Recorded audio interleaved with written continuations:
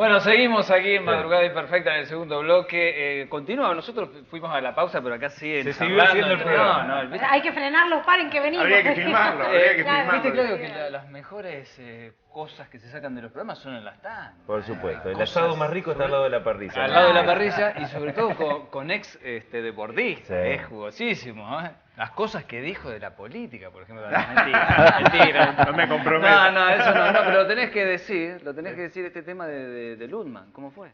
Mirá, él volvía éramos amigos, compartimos dos pasiones, Newell y la política, la militancia. Y éramos amigos y él había vuelto ya hacía un tiempo de Huracán de Corrientes, que había tenido algún conflicto. Y la estaba rompiendo en la reserva, cuando la reserva siempre se jugaba antes que el partido de primera, ¿no? Entonces lo venía pidiendo la gente y lo venía buscando Eduardo López, el presidente en ese momento. Un día me llama, me dice, en 15 minutos, yo vivía a 3 cuadras del bingo, tenés que estar en el bingo vestido de representante. Yo tenía 21, 22 años, flaquito. 22 años de representante. Y me puse una camisa parecida a esta, a la que tenés vos, negra. No, era verano, arremangado, unos Ray-Ban, engominado todo para atrás. Imponía. La más presencia o menos. Pantalón pinzado y una cartera de hombre y metí un libro adentro. Vos ibas a firmar el contrato. Íbamos a arreglar de palabra primero. Con López, que fumaba bajo el agua, ¿no? Exactamente. Entre otras Llegamos, cosas, ¿no? subimos, todo imponente.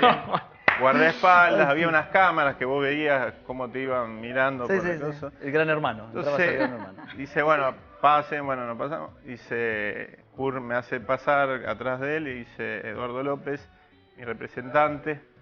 Y López hace como una mueca, no se reía mucho, pero hace como una mueca y se ríe y me da la mano. Bueno, siéntense.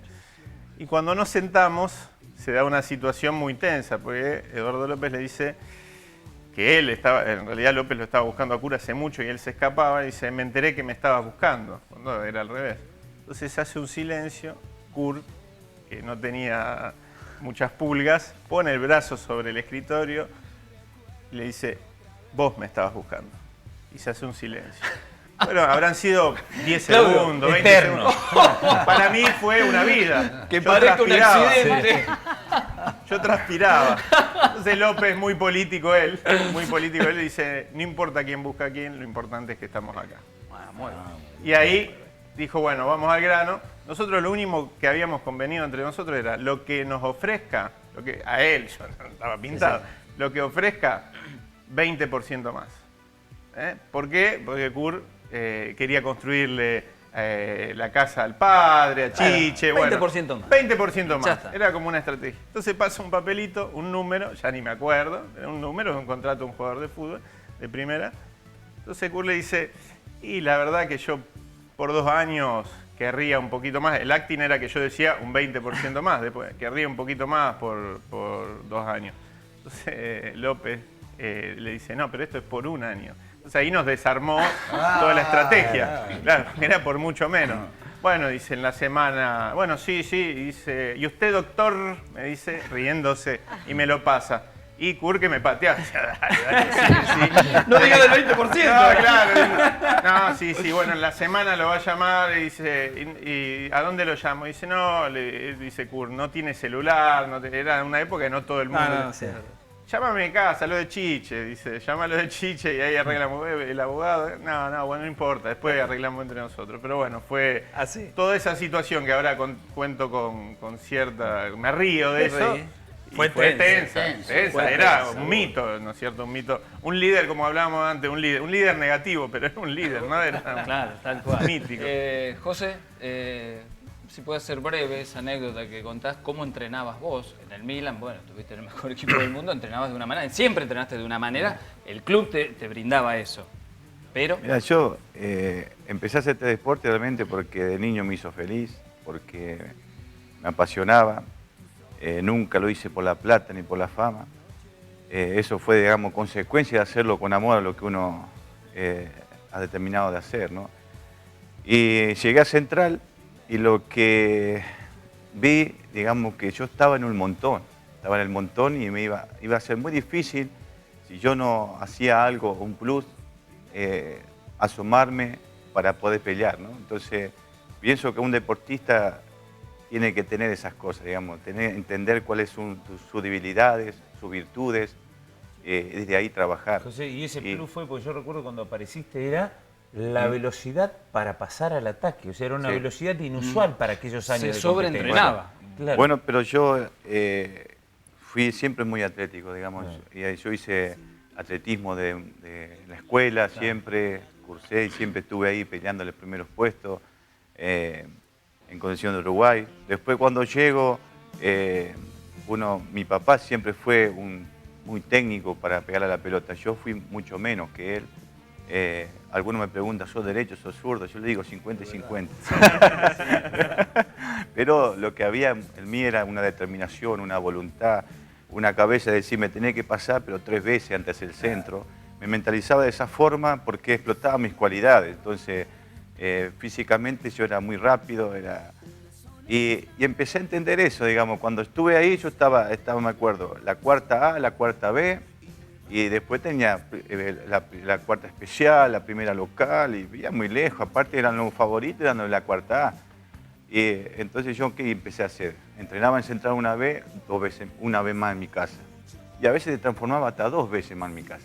O sea, terminabas de entrenar y te ibas a entrenar de nuevo. Sí. Entrenaba a la mañana y a la tarde ya planificaba algo en casa primero y después tal vez salía a correr. ¿Cuántas horas por día, por ejemplo, entrenabas? ¿Le dedicabas al entrenamiento? Muchas. No era tanto la cantidad, sino la calidad que uno le daba. Yo, por ejemplo, salía a correr unos cuantos kilómetros, 10, 9, 7 kilómetros.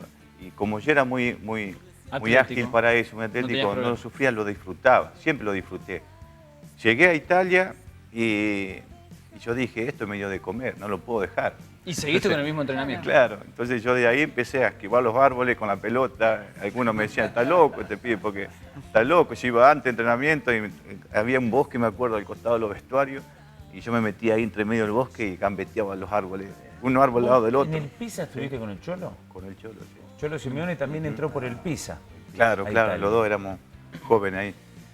Y así, después de entrenamiento también, contra la pared. En el proceso de estar siendo profesional, bárbaro. El tema después cuando ya viniste en la parte... Claro, después te va pasando. Tu carrera en el porque ocaso, uno como que quiere ocupar el lugar de un profe y no tenés la educación, no tenés no tenés los fundamentos y entonces por ahí le estás cerrando, no te das cuenta. Que hay una cuestión que es muy importante, que es la voluntad personal de él, de querer mejorar, ¿no es cierto? Porque eso de jugar con los árboles, todo no lo hace cualquiera. No. Lo que pasa es que había un sobreentrenamiento. Son personas distintas. Sí. Ahora, Daniel, claro, si Riquelme hubiera entendido el esfuerzo como él, Riquelme estaría en Juan Román Riquelme, en la línea de los 4 o 5 top de la historia. También podemos hablar que son distintas características de los jugadores. Riquelme era natural, saber que él era talentoso, con eso le alcanzaba, igual a lo mejor sabías que pero falta era un poco más. Lo que decía Claudio, porque le faltaba un poquito más, siempre le faltó un poquito más. Tiene los mismos músculos, Pablo. ¿Vos sabés quiénes son los que más corren ¿quién es el que más corre en el Barcelona? Iniesta. Claro. Acá en Argentina han convencido, esa famosa de la nuestra, que el talentoso no tiene que correr. Una frase fatídica cuando Menotti dijo en la cancha de Boca, Ratín, corre vos, que corran los caballos. Que acá el talentoso no quiere correr. Hay una cultura de amparar al talentoso. Llega último, no entrena, Hay una peor que era corre vos que no saliste anoche. Exacto, bueno. Esa era de Bambino Veira. Corre vos que no saliste anoche. Han entendido los europeos, porque fíjate que ahora decían la técnica nuestra. ¿Y Götze dónde nació? En Murphy. Es alemán, yo lo veo. Ozil. ¿Dónde nacieron? Bueno, Cristiano Ronaldo. Míralos correr. Cristiano Ronaldo es una máquina de jugar al fútbol físicamente. Sí, y acá el habilidoso le cuesta entenderlo. Claro, ¿A quiénes triunfaron? Tevez, Agüero, Messi, que se dieron cuenta que sin combustible físico no se puede jugar. Riquelme terminó caminando en Argentina. Y estamos hablando de jugadores técnicos que han llegado. Yo he visto jugadores técnicamente mejor que yo tal vez en calidad y no llegaron. llegaban nunca. Porque se confían en el talento que tienen. Exacto. Y el deportista te ha hecho de muchas cosas. ¿Cómo es la cabeza? Y la cabeza ¿Cuántos es- talentosos han quedado a mitad de camino por esto? Pero es que yo creo que la cabeza es fundamental para cualquier deportista y cualquier otra persona que ejerza una función en la vida. O sea, en su función la cabeza es muy importante, siempre. Gente, bueno, los tengo que despedir, pero se fue rápido, ¿no? El próximo... Pero quiere decir que estuvo lindo. Que Vamos estuvo a lindo, volver, gracias vamos a por volver. venir a No, todos. gracias, no, al Eduardo, contrario. suerte. Bueno, muchas hay algunos gracias. cambios, hay mucho para hacer. Seguro, El seguro. tema seguridad seguramente es lo que más Y es uno de los te temas que ocupa y preocupa. Más nos ocupa, pero hay muchos otros, ¿no? Rosario es una ciudad de muchos Una contrastes. cuestión desde el Sí. deporte al consejo. Tenemos que recuperar la Plaza Rosario alguna vez. Acá yo lo que veo que todas las provincias organizan torneo de verano, se llena un estadio de 40.000 personas.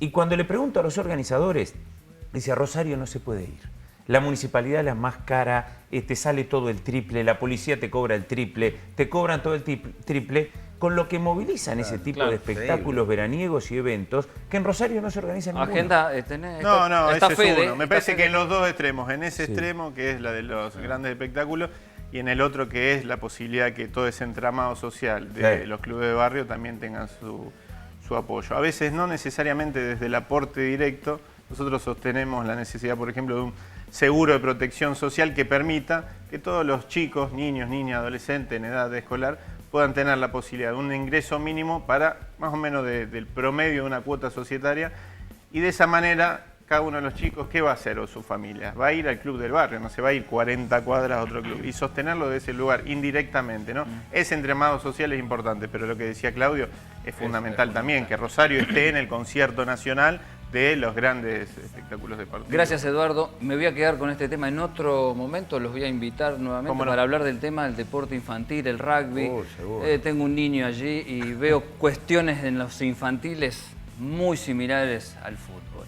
Es el En violencia de comienzo- padres, discriminación. Al rugby eso. juega tu hijo. En el rugby, sí, juega al rugby.